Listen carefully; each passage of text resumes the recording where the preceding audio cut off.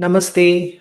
Shuddha Vidya is a sacred space for mentoring, Jyotish, and meditation. This is a space where knowledge comes alive as wisdom and insight. If this is the first video you are landing upon by chance, then I urge you to first watch the introductory video on the esoteric significance of Sri Dakshinamurti's form. If you have that understanding at the back of your mind, that might help you follow these Dhyana Shlokas better. It might bring more depth to your understanding. So that said, let's go into the seventh and the last of the Dakshinamurti Dhyana Shloka series. I will chant in Sanskrit and I'll follow it up with an exposition of the meaning in English. Om Ishwaro Gururatmeti मूर्तिभेद विभागिने व्योमवत् व्याप्त देहाय दक्षिणामूर्तये नमः. This is a very, very beautiful verse. It beautifully classifies three stages of divine expression.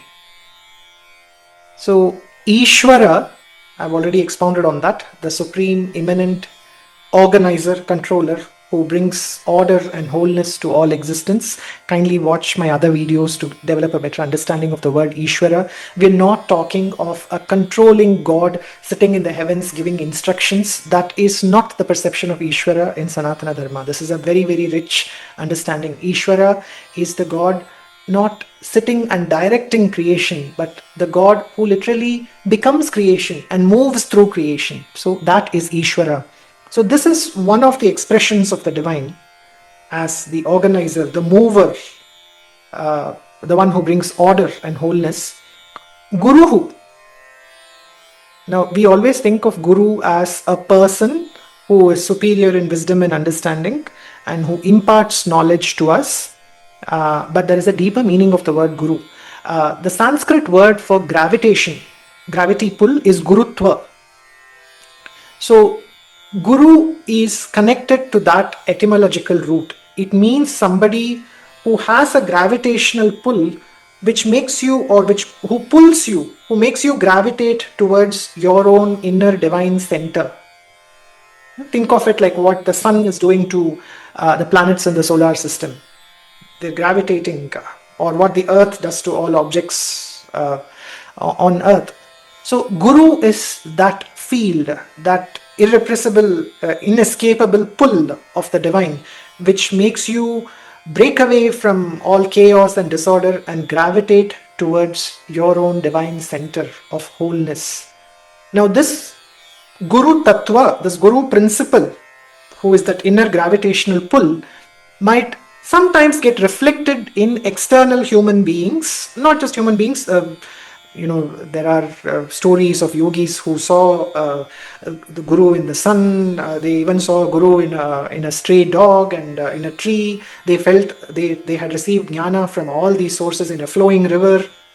So that divine tattva of pulling us towards our inner center, it can sometimes take a form. More like a pointer, a signboard directing us to something. But unfortunately, human beings make the form all important. They become attached to the Nama Rupa and then they build up their paraphernalia of I follow this sampradaya, I follow this tradition, I will not open myself to other traditions, my Guru tradition does not permit me to be part of other traditions. So we lose touch with the Guru Tattva and we become caught up in the Nama Rupa through which the Guru Tattva is operating.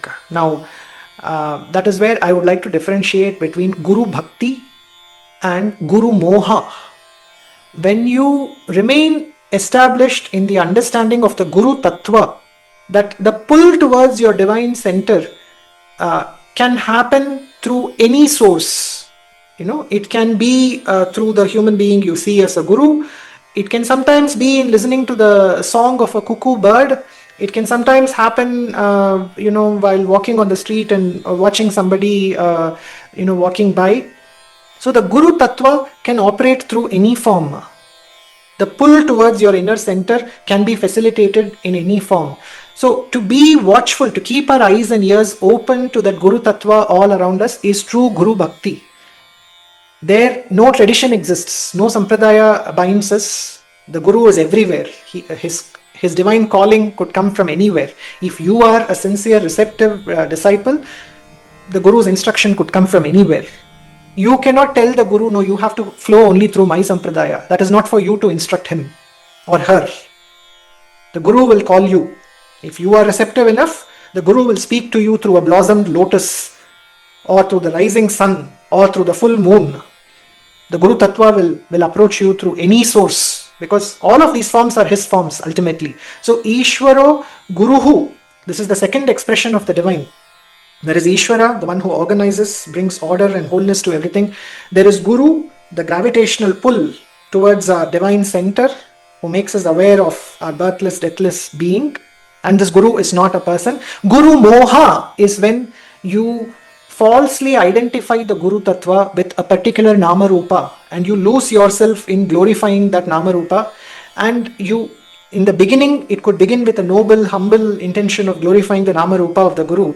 But gradually, it is only the ego self in us seeking security in that sampradaya, in that person. So in the end, we are not actually glorifying the Guru. We are only finding our own security. This is a very misleading thing. So Guru Moha will not take us very far. It will probably only feed our ego, feeling like I'm some great Shishya who has been very true and loyal to my Guru. But spiritual growth is stunted. You'll become like a bonsai tree. To truly grow, you must be open to the Guru Tattva everywhere. The Guru can approach you from anywhere. Ishwaraha Guruhu. Ishwaro Gurur Atmeti. Atma, the third divine expression. Atma refers to the divine inner center, to that inner, profound inner silence, where no words exist, no instructions exist, no judgments exist. There is just silent illumination. Sakshi Bhava.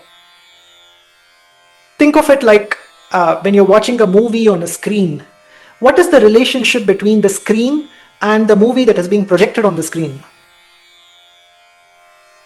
Does the screen actually say, oh, this scene is very violent, I won't allow this scene to play on me, oh, this is very comical and nice, I would like the scene to replay? Does the scene have anything to say?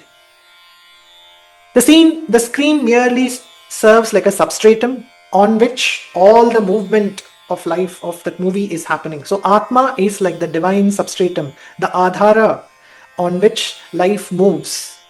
And it does not make any judgment, but at the same time, it is not dumb and dull and inert. It is profoundly intelligent. It illuminates. And its illumination naturally brings order. Of course, if you awaken to that Atma Tattva, if we are only stuck with the Anatma Tattva, the false ego self, then that illumination does not happen. The ego participates in the activity and it chooses, it rejects, it gets caught in attachment and aversion. So Ishwaraha Guruhu Atma. Ishwaro Gurur Atmeti Murti Bheda Vibhagine. So Sri Dakshinamurti, the profound Guru, the primordial Guru, operates in three different categories. He operates as Ishwara sometimes, bringing harmony and wholeness to our life. He operates as Guru sometimes, as that subtle, inescapable gravitational pull, the call back home. From all our samsaric indulgences, it is the call back home. He pulls us into the divine center. And he sometimes expresses himself as the Atma Tattva, the substratum on which the whole drama of life of samsara plays itself out. Ishwaro Gurur Atmeti Murti Bheda Vibhagine. He is categorized, or his divine clay splits into these three categories. Vyoma-Vat. Vyoma is Akasha, sky. Vat means like, or of the quality of. So his nature, his quality is like the sky, expansive, everywhere and nowhere, everything and nothing, like an umbrella over everything. So Vyoma-Vat Vyapta Dehaya. His being, the word Deha does not only mean physical body. His being is not limited like a physical body that has only one position in space and time. It is like the sky. It is everywhere. It is expansive. It is overarching. Vyoma-Vat Vyapta Dehaya Dakshinamurtaye Namaha. to that primordial Guru who is all-pervading like the sky, to that Dakshinamurti I bow down. Ishwaro Gurur Atmeti Murti Bheda Vibhagine. What a profound description, that the divine operates in all these three forms in life, as Ishwara, as Guru, and as Atma Tattva. And his being is expansive like the sky. So with this, I come to the end of my series on Dakshinamurti Dhyana Shlokas. To me, chanting these Dhyana Shlokas is a very deeply moving experience, because meditating on these beautiful words and their subtle esoteric meanings, it brings a lot of depth to my sadhana, and that is the primary reason I created these videos, because instead of just chanting something with some level of bhakti and involvement, if you also understood the poetic richness, the spiritual and esoteric richness, it will make your sadhana so much more deeper. And Dakshinamurti will, once you understand from these depths, he will cease to remain just another form of God, just another upasana murti in your puja space. He becomes very, very close to you. He is that profound silence within you. He is that profound inner calling, the divine realization of Tattvamasi, who is within every one of us.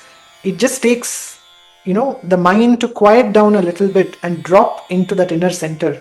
So Dakshinamurti is probably the closest, in my view, of the forms of the divine. He is the very divine self in us. And it is for that reason that I created these series, so other sadhakas may benefit. May your upasana also bear fruits, and may his divine inner calling guide you onwards on your sadhana and bring you great siddhi and understanding. So that is my prayer for you. If you like my video, if you wish to support me, please press like on my video, follow me on Instagram, subscribe to my page, and I'll be regularly releasing many such videos highlighting different aspects of Sanatana Dharma. Thank you for following me. Thank you for listening to these videos. Thank you. Namaste, and may all blessings of the Adi Guru Dakshinamurti always be upon you. Thank you.